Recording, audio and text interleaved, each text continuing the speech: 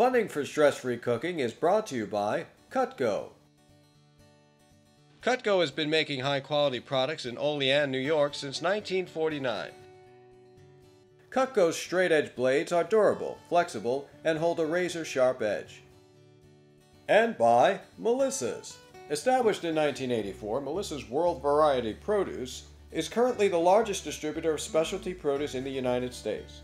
You could depend on Melissa's for delivering great quality products in fruits and vegetables. Hi, I'm Barbara Seelig-Brown. Welcome to Stress-Free Cooking. What I want you to do is come home from work, put on your bunny slippers, pour a glass of wine, and cook with me.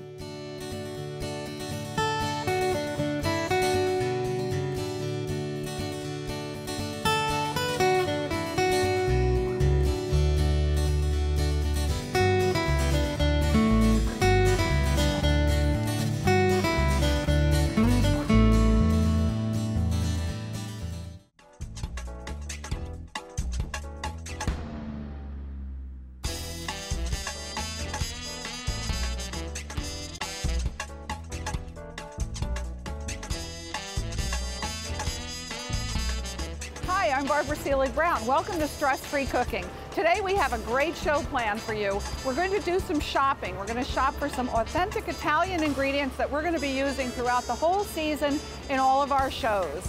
So come join me at my favorite place, DiPaolo Fine Foods in Little Italy, New York City.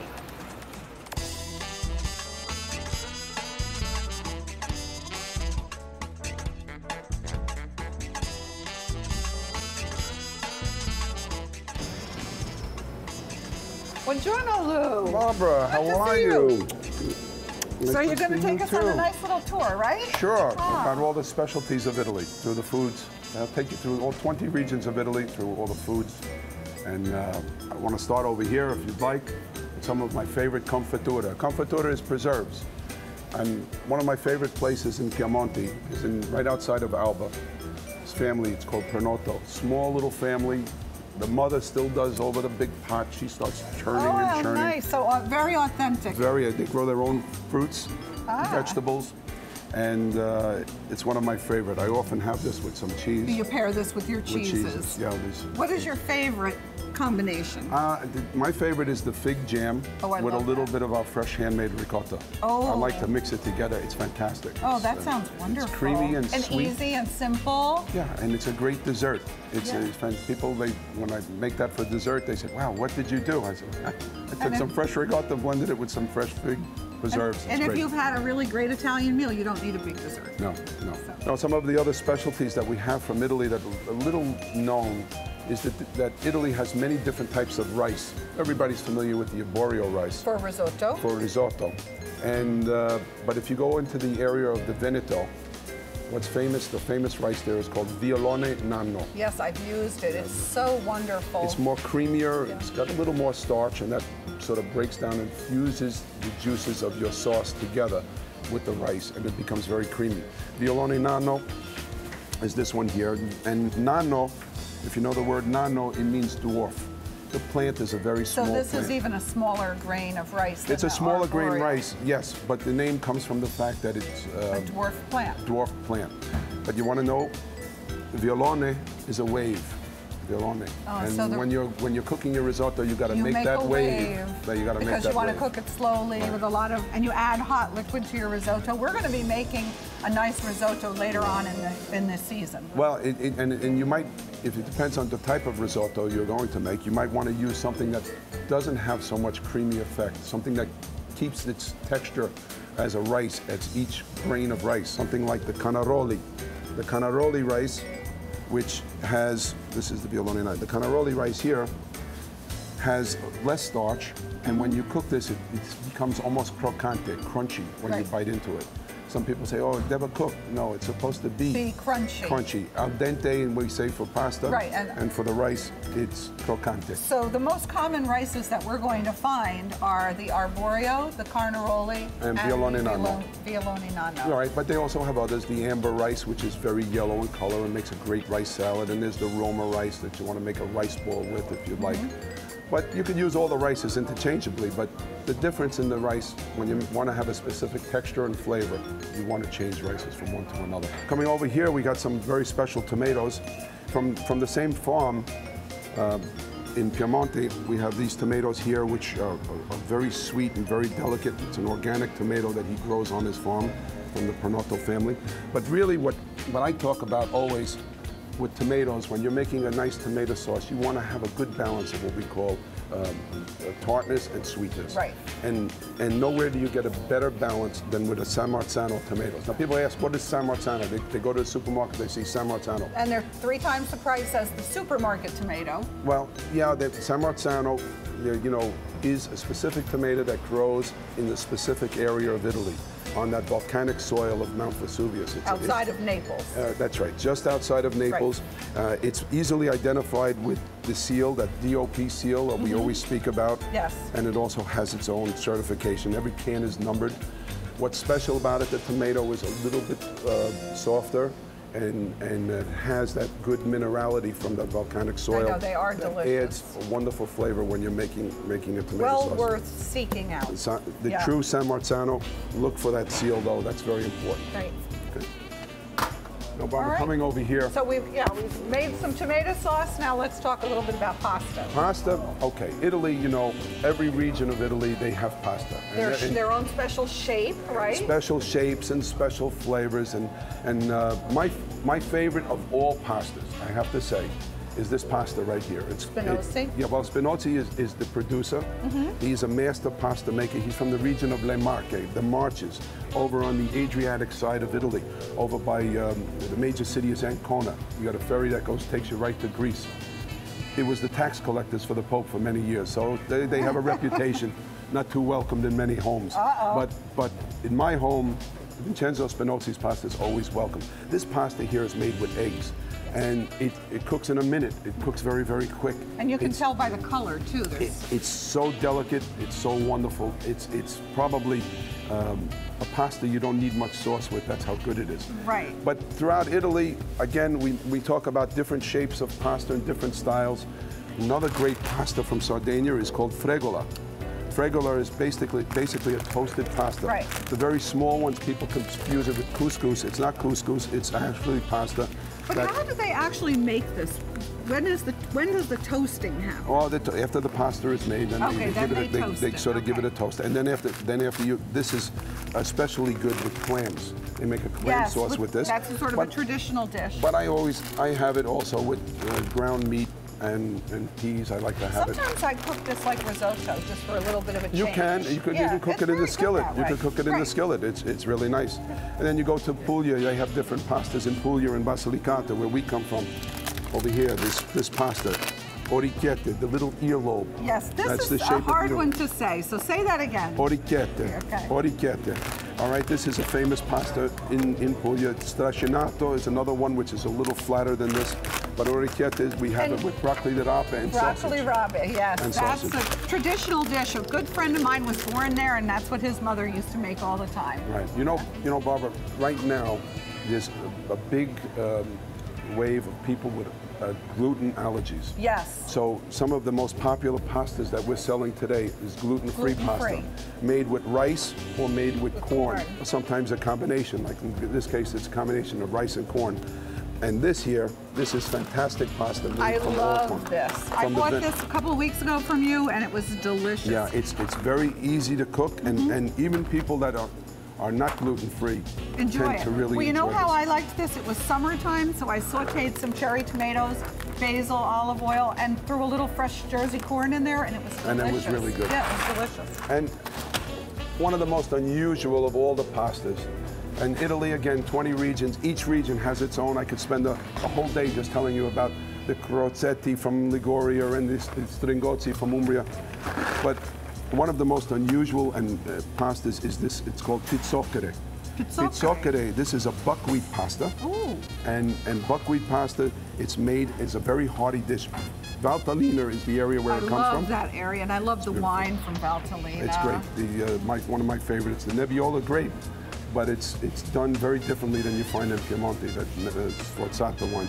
But this is made a hearty dish with potatoes and butter and cream and lots of cheese. Lots of cheese. So what cheese would we put with this? With this, you put Bito. Bito cheese is a historic cheese going back 2,000 years, made in the mountains. It's just a fantastic product of This sounds terrific. It's a good winter dish, though. Absolutely. Not a summer pasta. This is definitely a winter dish, yeah. a mountain winter dish, and this is something that you would want to have for a hearty meal. Okay. And I see you have a farro pasta here. Farro is another popular pasta today. We're very much into the diversity of pastas. Yes, and farro is a grain that is also very good with a lot of greens. So I like to have that with some sautéed greens. Very, very good. Great. Now it brings me back over to this section right here. I just want to show you a couple of things that I'm very passionate about. And then, of course, from the town of Shaka, we have these anchovies. Shaka, Sicily. I had the good fortune of being there. It's such a beautiful part of... Where in Sicily is that? It's on the western coast. Western coast, okay. And it's one of the most beautiful areas. And I had the good fortune of meeting with my friend Baldo and Benedetto Scalia, who their place is so immaculate and so beautiful. The fishermen, when they see him, come over to him to give him such a great greeting. I guess because he probably buys the best fish at the best price from them, but they're just happy to see this man. Oh, great. And the anchovies, the way they're treated, it's so unbelievable. And anchovies are not red. They're red because they're salted. They're salted? They're salted, they turn red, and then they're placed in olive oil. So the red brings the salt out. I did not know that. Now, a secret, my favorite way to prepare anchovies, my secret way, is I take the anchovies, It's not going to be a secret anymore. That's okay. I share a lot of secrets. I take the anchovies, I put it into a bowl of vinegar, and any kind of vinegar, white vinegar, red vinegar, balsamic vinegar, it doesn't matter. And I sort of finger them. And what happens is I'm actually washing some of the salt out of the anchovy. And you'll notice they'll turn a little silvery. Then in a separate bowl, I'll get some olive oil and a little chopped garlic and drain them from that vinegar, discard that vinegar, and put it right into the fresh olive oil with a little bit of garlic. And then serve them right away. It's the best tasting anchovy you've ever had. Fresh tasting. They'll get a little silvery. They'll lose a little bit of the salt. I think the silver would be pretty. And they just taste absolutely great. Great. Tuna fish from Italy. The tuna has a long history in Italy. It's especially Sicily. In Sicily, Calabria, and in Sardinia. This from Calabria is all hand-packed from fresh tuna. The color is beautiful. Yeah, caught from the Mediterranean. The family has been doing this for over 100 years. It's a passion that they have, and we're able to share it with the American consumer. That's wonderful. Vinegars. We have vinegars. Everybody knows. So many choices. So many choices. We have vinegar made from the Arnaise grape, the Nebbiolo, the Barolo vinegar. One's from the Trebbiano and the Lambrusco. And of course the balsamic vinegar, which is very famous. So like olive oil and like wine, there's so many choices in vinegars. And depending on what kind of salad you want to have or what kind of dish you're preparing, you might want to add a little bit of vinegar to, say, some pork dishes or to some vegetables. And you might want to have a more intense vinegar or a more sweeter vinegar. But again, taste them, see what your favorites are. Could you give us a quick little balsamic 101? Tell us about the barrels on the roof. Well, balsamic vinegar is truly, in this case, sense of what a vinegar is, it's not a vinegar because vinegar means sour wine. Balsamic vinegar starts from the cooked must of the grape. The must is the juice, they reduce it down, and then they add it into a barrel with previous generations of balsamic. And it allows it to sour on a very slow pace. A little milder sour. That's right, because it's not. It doesn't. They don't allow the must to turn into alcohol like they do with wine. The sweetness of the sugar just remains into in that vinegar. So you're going to have a naturally sweeter vinegar, but it shouldn't be too sweet. You should, for good balsamic vinegar, in the old tradition, it should have a good balance of what we call agridolce. Yes, agridolce is sweet and sour. Right. And that's really what you want in a good balsamic. And in olive oil, there's so much to know about olive oil. I mean, not all olive oils are the same, and there's been a lot of sometimes bad publicity about olive oil. There's estate olive oil and there's regular olive oil. There's extra virgin olive oil. People ask, what does extra virgin olive oil mean? Extra virgin olive oil means that low acidity, and that's all it means. And the first pressing. Well, they're all first pressing on extra virgin, but depending on the acidity level, Right. If it's lower than a certain percentage, it could be called extra virgin. And I think it's hard for people to think that an olive could have an acidity level. Yes, and it's something you can't taste. Yes. Sometimes right. you get an olive oil that has what we call a pizzica, a little pinch back here. That's a pepper finish. That's not acidity. That has to do with the type of olive that it is. And the color of the oil is also from the type of olive, From the type of olive. It's not the most important thing. Right. Some people say, well, the greener it is, the better the olive oil. Years and years ago, I think somebody circulated that myth. Well, that is a myth. Because some olives are yellow in color, give off yellow olive oil. Some give more darker green. If you're down in Sicily, like this year, it's going to be darker green. From up in Lake Garda, it's going to be more yellow from Liguria. So you're going to have lighter tasting. Some are lighter tasting, some are more fruit forward. Right. Some are more, ones from Umbria are going to have, and Tuscany are going to have that slight bitter overtones. It depends what you want to use it for. Beans and steak, it's good to use an Umbrian or a Tuscan oil. Something a little stronger. Vegetables, and it's good to use a Sicilian olive oil. Ligurian olive oil is great with a delicate fish. You know, it's very buttery and very delicate. A Ligurian olive oil would be buttery. A Tuscan olive oil would be a little spicier. Right. We got fruit of the olive, but then very peppery. Right. So there's so much to know about olive oil and so much to know about the foods of Italy that we could spend days. In Di Paolo's, we have over 5,000, more than 5,000 products of Italy, and we specialize in all the different diverse foods. So what would be your best tip for someone who's standing here looking at your selection of olive oils and they're just so confused? The best tip is for them to come over to the counter, ask questions, and then we will give them a choice, an opportunity to taste. Right. And they will have a choice of what olive oil they're going to use. We explain the type of olive. And one factor to know, olive oil, the fresher it is, the better it is. So don't buy enough olive oil to pass on to your grandchildren. That's right. It's not like wine. My grandmother used to say, vino vecchio, olio nuovo.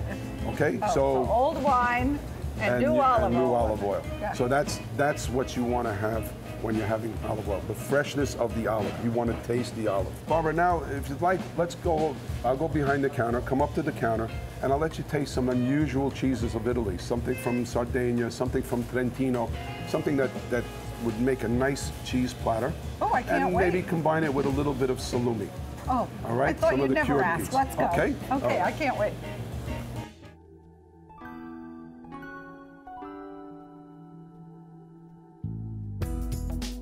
So Lou, I see here that not only do you import authentic Italian products, but you also prepare some in the authentic Italian tradition? Sure, you know, from going back to my great-grandfather, an original dairy, we manufacture cheese in our tradition from Basilicata, Italy. Some fresh mozzarella, ricotta. And it all looks beautiful. So I see Yes. you have some pasta also.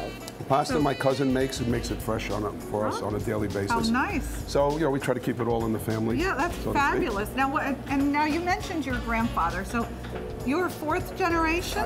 Going back to my great-grandfather, I'm the fourth generation. Okay, and now you have some of your kids in here too, right? Oh, yes. We have the fifth generation. Fifth generation. Yeah, my son Sam runs the wine shop, and my daughter Caitlin, and my nieces. I think this is such a unique situation, and people are so fortunate if they get to come and visit. Well, we're very proud of our heritage. We're very proud of the traditions that our grandfather and great-grandparents brought to this country. And they'd be proud of you. I certainly hope so. You know, some of the wonderful products we do bring in from Italy. This is prosciutto di Parma, but it's a special one. It's a little different shape. Well, it's not pressed, because after they bone the prosciutto out, they put it into a very cold press. That sometimes makes the meat a little bit more stringent. We like to get what we call the adobos, or the showpieces, the ones that aren't pressed, so it has much more moisture. It melts in your mouth. That is something I've never knew. I've been to many prosciutto producers, but I never knew they pressed it. Yes, if you see after it's boned out, if you went to the boning facility, you see it's boned out, they put it into a press that gives it that flat shape again. Yes, okay. So this way, so it's much easier to slice. That's much more round, much more natural and more difficult to cut. So that's why it's not that popular. Yeah, okay. You know, unless you're a place that specializes in it, it's very difficult. Now, do you slice that by hand, or do you slice that on? No, this is by machine. Okay. The ones we slice by hand are the ones that come with the bone. Oh, okay. We have them with the bone, and then we slice it by hand. Great. Some pecorino cheeses, the Sardinian with the truffles, the Sardinian plain from Sicily. I'm sorry to interrupt you, but could you tell us what pecorino actually means? Pecorino is any cheese made out of sheep's milk. The word for sheep is pecora. Right. And so any cheese that you have that's called a pecorino, you know that it's made from sheep's milk. And that's the historic cheeses of what we know as modern day Italy. Yes. Going back to the Romans, and even before the Romans and the Etruscans, they made pecorino cheese. They raised sheep, used it for meat, but they also took the milk and preserved the milk by making cheese out of it. So pecorino is the true historic cheese. So it can be from different areas. Yes, usually from sheep are in all. From Romagna, Emilia-Romagna, the Romagna section, on down. Tuscany and Lazio and Calabria and Puglia, into Sicily and Sardinia. That's the main staple for pecorino cheese. Up north in the mountains, they do have sheep, but they mainly use it for wool and for meat. They don't really make cheese making out of it. I think that's a great fact for people to know, though, that you can get this sheep's milk cheese from all over, but it's predominantly from in the south, from Emilia-Romagna down. Okay, thank you. My brother Sal prepared a couple of plates of some salumi and formaggi for you to sample now. Okay? Thank you, Sal. Sal, are those plates ready? Yes. Hi. Hi, Barbara. How are you? Good to see you again. It's always good to see you. Oh, thank you. What did you prepare, Sal? Today, on the salumi platter, we made, on the outer edge is a salami called Polino. It's a typical Tuscan salami, a little soft and mild. The second rim, I put mortadella. Mortadella is a very flavorful type of bologna, but it's not bologna. It's from Bologna. And I cubed it, so we call it cubetti. And it's got some pistachios. Pistachios. Right? It adds a little character to it. And the third is a typical Tuscan salami called cacciatore, made with a little wine and garlic. And on the cheese platter, we did little piave. Piave is from the Veneto, cow's milk, aged, but this one is a year. Crucolo, another cow's milk cheese from Trentino. Little bite for a finish, almost like a fresh Asiago, but with a little bite.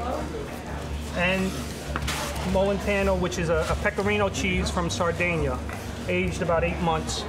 So it has a nice. Name again? Molentano comes from that type of area. Oh, great. Okay. So, can I give it a taste? Yes, I'll get you a couple of forks, and then you'll enjoy. I want some with the pistachio. See, now mortadella, because it's so tender, you could serve it in a cubetti, in a chunk. Yeah. Oh. Okay, and it's nice as an appetizer during a party to have different textures. If you see what Sal did, he sliced the Fellino very thin. The cacciatore slightly thicker, and cubed the mortadella. So in serving a platter of cured meats, you want to have not only different flavors, but different textures, different sizes and shapes. It all adds to the enjoyment of the food. Yeah, that Fellino is a little sweet, as you said. Yes. Yeah. So then this is the cacciatore. And I think it's so neat to know that the hunters wore this because they took it with them because it didn't need refrigeration, right? That's right. Traditionally, it was made from the meat that the hunters caught. It could have been wild boar, cinghiale, could have been deer meat, cervo. Over here, it's all pork. But the tradition is that whatever the hunter caught, he used to make a sausage out of it. And while he was hunting in the woods, every now and then he would get hungry and pull one off. When the belt was finished, it was time to go home. That's right. This is amazing. It's so really flavorful. Is good. Isn't it good? Delicious. And as far as the cheeses are concerned, the pecorino is probably the most intense in flavor. Maybe start with a milder. Yeah, start with the Crucolo cheese. Crucolo is, as Sal mentioned, it's in the family of an Asiago Pressato, but it's aged much longer. It's aged in the mountain environment. So creamy. The mountains have this unique microflora that adds the flavor to it. I sort of taste the greenery. Yeah, it's so wonderful. Over 120 days, so that's what's special about it. Delicious. Okay, so pecorino from Sardinia. It gets its name Moliterno, but actually Moliterno is in the region of Basilicata. It's a certain grotto in Basilicata, Moliterno, that when they age the cheese there has a unique flavor and character. So it's made in Sardinia, but this one is shipped and aged in that mountain, in that grotto of Moliterno. It gives it that unique flavor. And then finally, the Piave cheese. Barbara, this is just a small indication of what Italy has to Oh, I offer know. in cheese. The Piave from the Dolomite Mountains, the most beautiful mountain ranges, I think, in the world. Those high peaks and valleys, changes color all day long. It's just one area of Italy that it has to be visited by everyone that goes there. And This the is cheese, so nutty. it's the mountain milk, again. In that mountain milk, the 3 grazing mountain cows gives you that very almost hazelnut flavor. So this is a great example of what you should do on a cheese platter. Something hard, and so this is sort of nutty, something soft, and that's very creamy. And then we have the Pecorino. the pecorino that has a little bit medium texture and very a sharper taste. So a nice variety of tastes, cheeses. flavors, and textures. Makes it interesting and adds to the conversation. Lou, I want to thank you so much for this amazing tour, this amazing tasting, and also for all of the wonderful information that you've shared with my viewers. You've told us things that not everyone gets to learn because you've been there firsthand. So thank you so much. You're very welcome, Barbara. Thank you. Thank you all for watching Stress Free Cooking. I hope you'll join us again soon.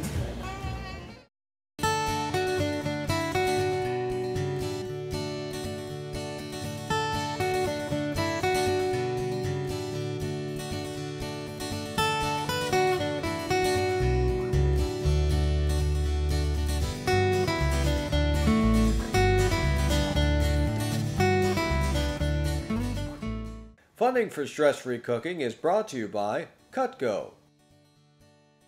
Cutco has been making high-quality products in Olean, New York since 1949.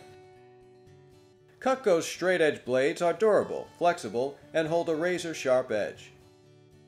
And by Melissa's.